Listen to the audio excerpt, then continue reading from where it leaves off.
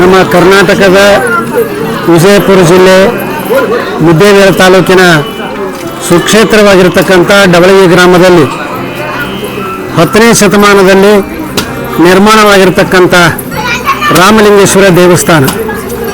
ಈಗಾಗಲೇ ಕರ್ನಾಟಕದಲ್ಲಿ ಅನೇಕ ರಾಮಲಿಂಗೇಶ್ವರ ದೇವಸ್ಥಾನಗಳು, ರಾಮನಾಥ ಪ್ರಥಮ ವಚನ ಶಿಖಾಮಣಿ ಈ ದೇವರ ದಾಸಿಮಾರು ನಿರ್ಮಾಣ ಮಾಡಿರತಕ್ಕಂಥ ದೇವಸ್ಥಾನಗಳು ಕರ್ನಾಟಕದಲ್ಲಿ ಅನೇಕ ಗ್ರಾಮಗಳಲ್ಲಿ ಕಂಡು ಬರ್ತಾ ಇವೆ.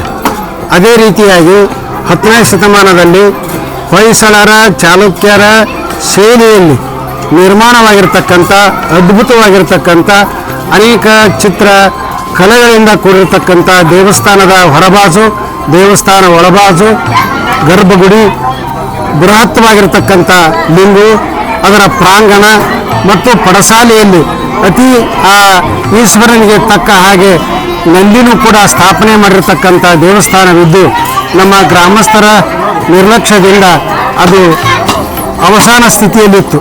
ಪುನಃ ಈಗ ಕಳೆದ ಒಂದು ವರ್ಷದಿಂದ ಗ್ರಾಮದ ಯುವಕರು, ಹಿರಿಯರು, ಮಹಿಳೆಯರು, ದಾನಿಗಳು ಇವರೆಲ್ಲರ ಪರಿಶ್ರಮದಿಂದ ಪುನಃ ಇದು ನಿರ್ಮಿತವಾಗಿರ್ತಕ್ಕಂಥ ರಾಮಲಿಂಗೇಶ್ವರ ದೇವಸ್ಥಾನವನ್ನು ಮೊದಲ ಯಾವ ಶೈಲಿ ಒಳಗಿತ್ತೋ ಅದೇ ಶೈಲಿ ಒಳಗೆ ಪುನಃ ಮತ್ತೊಮ್ಮೆ ಇದನ್ನು ನಾವೆಲ್ಲರೂ ಕೂಡಿಕೊಂಡು ಜೀರ್ಣೋದ್ಧಾರವನ್ನು ಮಾಡಿದ್ದಾಗಿದೆ.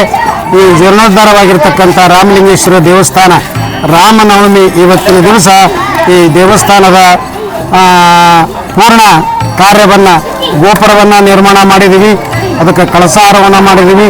ಅದಕ್ಕಿಂತ ಪೂರ್ವದಲ್ಲಿ ಬೆಳಗಿನ 4 ಗಂಟೆಯಿಂದ ಗ್ರಾಮದ ಎಲ್ಲ ಹಿರಿಯರು, ಯುವಕರು ಕೂಡಿಕೊಂಡು ಮತ್ತು ದೇವಸ್ಥಾನಕ್ಕೆ ಒಂಬಳೆಯಾಗಿ ಬಂದಿರತಕ್ಕಂಥ ಜಮೀನದ ಉಸ್ತುವಾರಿಯನ್ನು ವಹಿಸಿಕೊಂಡಿರತಕ್ಕಂಥ ನಮ್ಮ ಗ್ರಾಮದ ಹೂಗಾರ ಬಂಧುಗಳು ಅವರೆಲ್ಲ ಕುಟುಂಬ ವರ್ಗದವರು ಕೂಡಿಕೊಂಡು ಬೆಳಗ್ಗೆ ಗಣಪತಿ ಹೋಮ, ರುದ್ರಾಭಿಷೇಕ, ಏಕಾದಶ ರುದ್ರಾಭಿಷೇಕ, ಅಷ್ಟಲಕ್ಷ್ಮಿ ಪೂಜೆ, ಗಣಪತಿ ಪೂಜೆ, ಹೋಮ ಹವನ ಮಾಡುತ್ತಾ ಭಕ್ತರು ಕೊಟ್ಟಿರ್ತಕ್ಕಂಥ ನಂದಿಯನ್ನು ಮತ್ತು ಗೋಪುರದ ಕಳಸವನ್ನು ಗ್ರಾಮದಲ್ಲಿ ನಾವು ಪ್ರಮುಖ ಬೀದಿಯಲ್ಲಿ ಅದ್ದೂರಿಯಾಗಿ ಮೆರವಣಿಗೆ ಮಾಡಿಕೊಂಡು ಬಂದು ಸಮಯ ಮಧ್ಯಾಹ್ನ 2 ಗಂಟೆಗೆ ಕಳಸಾರೋಹಣ ಮಾಡಿದ ನಂತರ ಪ್ರಸಾದ ವಿತರಣೆಯ ಕಾರ್ಯಕ್ರಮ ಈಗ ನಡೀತಾ ಇದೆ.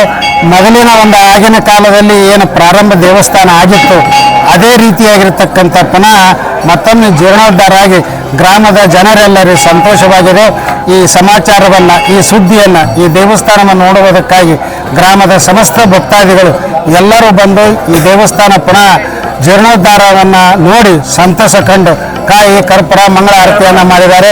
ಈಗೆಲ್ಲ ಭಕ್ತರು ಕೂಡಿಕೊಂಡು ಪ್ರಸಾದದ ವಿತರಣೆ ಇವತ್ತು ಸಾಯಂಕಾಲದವರೆಗೆ ನಡೀತಾ ಇದೆ ಅನ್ನೋದನ್ನು ನಾವು ಸಾರ್ವಜನಿಕವಾಗಿ ಇವತ್ತಿನ ದಿವಸ ಈ ದೇವಸ್ಥಾನವನ್ನು ಲೋಕಾರ್ಪಣವನ್ನು ನಾವು ಮಾಡಿದ್ದೇವೆ ಅಂತ ಈ ಮುಖಾಂತರ ನಾ ಗ್ರಾಮದ ಪರವಾಗಿ, ಹೂಗಾರ ಬಂಧುಗಳ ಪರವಾಗಿ, ಯುವಕರ ಪರವಾಗಿ, ದಾನಿಗಳ ಪರವಾಗಿ ನಾ ಹೇಳಲಿಕ್ಕೆ ಸಂತೋಷವನ್ನು ಪಡ್ತಾ ಇದ್ದೇನೆ.